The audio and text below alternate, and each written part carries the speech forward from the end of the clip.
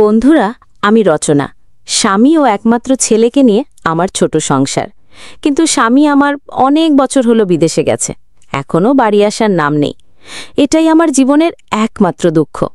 যাই হোক, আমার ছেলেটা সবেমাত্র ক্লাস 4-এ পড়ে। ওর জন্য পাশের বাড়ির এক মেধাবী ছেলেকে ম্যাথ পড়ানোর জন্য রাখলাম। ছেলেটির নাম রবিন। ওর বয়স মনে হয় 18-19 হবে। প্রথম দিন রবিন বিকেল 5টায় আমাদের বাড়ি পৌঁছালো। আমি মিষ্টি হাসি দিয়ে ওকে সোফায় বসতে দিলাম। এর কিছু সময় পর আমি ওর জন্য চা এনে বললাম, একা বসে নিশ্চয়ই বোর হচ্ছিলে, কি করব বলো, একা মানুষ সব নিজেকেই সামলাতে হয়। ও আমাকে কাকিমা বলে ডাকে।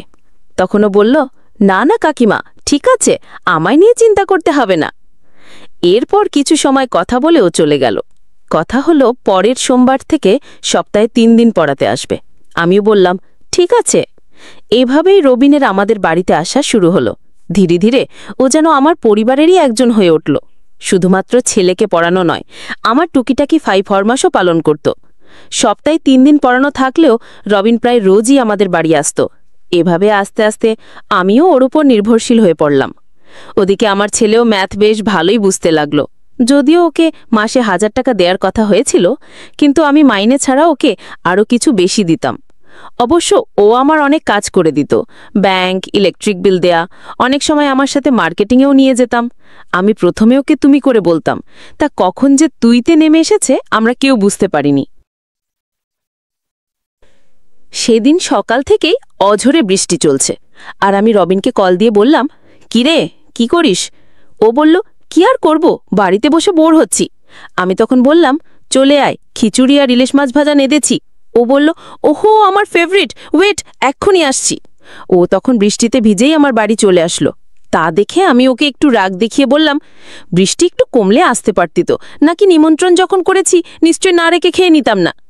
এই বলে আমি তোয়ালে দিয়ে ওর গা মাথা মুছে দিতে লাগলাম। তখনও বলল, কি যে বলো, তোমরা খেয়ে নিলে পরে একা খেতে কি আমার ভালো লাগবে বলো? আমি বললাম, আমি এখনো খাইনি মশাই, আপনার জন্য অপেক্ষা করছিলাম। তারপরে আমরা দুজনে একসাথে খেতে বসলাম। খাওয়ার সময় আমরা বেশি একটা কথা বলছি না, শুধু আমি ওকে আর খিচুড়ি লাগবে কিনা জিজ্ঞেস করলাম। যাই হোক, অনেকটা নীরবতার সাথে আমরা খাওয়া শেষ করলাম। খাওয়া শেষ করে আমরা বারান্দায় এসে বসলাম। বৃষ্টি আবারও নেমেছে মুষলধারে। বৃষ্টির প্রকোপ বাড়তে লাগল। বেলা মাত্র 3টের সময়ে দিনের আলো অনেক কমে এসেছে। তখন আমি ওকে কিছু বলছি না দেখে ও আমার পাশে এসে আমাকে বলল, কি হয়েছে, কিছু বলছো না যে? আমি হালকা হেসে বললাম, কিছু না রে। ও বলল, আমি খেতে বসেই খেয়াল করেছি তুমি বেশি কথা বলছো না, বলো না আমি কি কোনো ভুল করেছি?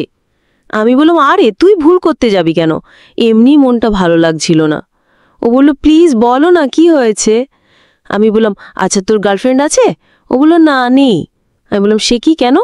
ও বলল, নেই, তার কারণ আমি যাকে ভালোবাসি তাকে আমি কোনো দিন পাবো না, জানি। আমি বললাম, তুই কি প্রপোজ করেছিস? ও বলল, না, আর করবও না কোনো দিন। আমি বললাম, কেন? তুই আমায় সব কিছু বল। ও বলল, আগে তুমি বলো তোমার কেন মন খারাপ। আমি বললাম, ঝাড় তো, আমার মন ভালো হয়ে গেছে, তুই বল। ও তখন একটু রাগ দেখিয়ে বলল, যদি তুমি এখনই না বলো তাহলে আমি এই মুহূর্তে তোমার বাড়ি থেকে বেরিয়ে যাব, এই বৃষ্টির মধ্যে ভিজতে ভিজতে। আমি বললাম, তুই এত অবুঝ কেন বলতো? ও বলল, ওকে, আমি চলে গেলাম। আমি বললাম, দাঁড়া, আজ আমার জন্মদিন ছিল, আগে ছেলের বাবা বিদেশ থেকে আমায় উইশ করতো প্রতিবার, এবার করেনি তাই। ও বললো, এ তো দারুণ খবর, আমায় আগে বলোনি কেন, হ্যাপি বার্থডে টু ইউ। এবার বুঝলাম কেন তোমার মন খারাপ, চলো আজ বিকেলে আমি তোমায় ট্রিট দেব। আমি বললাম, সে পরে দেখা যাবে, এবার তোর কথা বল। ও বলল, কি আর বলবো, ওসব আলোচনা করে কি হবে বলো, যেইটা কখনোই হবার নয় তা জেনে কি হবে? আমি বললাম, তা আমি বুঝবো, তোকে বলতে বলেছি, বল, মেয়েটাকে তোদের সাথে পড়ে?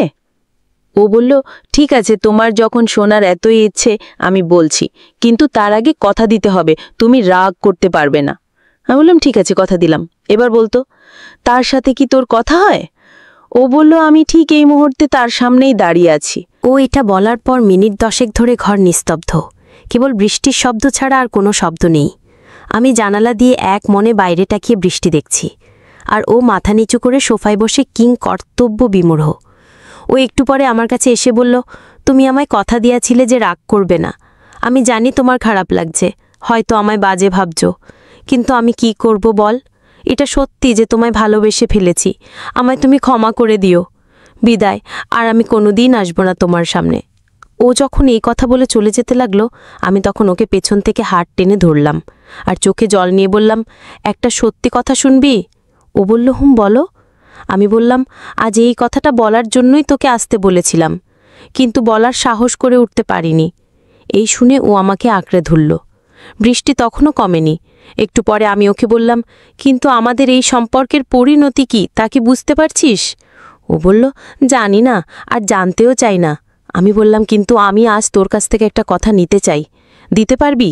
ও বলল, অবশ্যই, শুধু একবার বলো।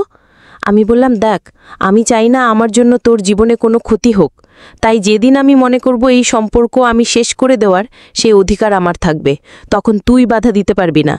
ও বলল, এটা কি কোনো কথা হলো? আমি বললাম, আর একটিও কথা না, এই শর্ত না মানলে এখনই সব শেষ।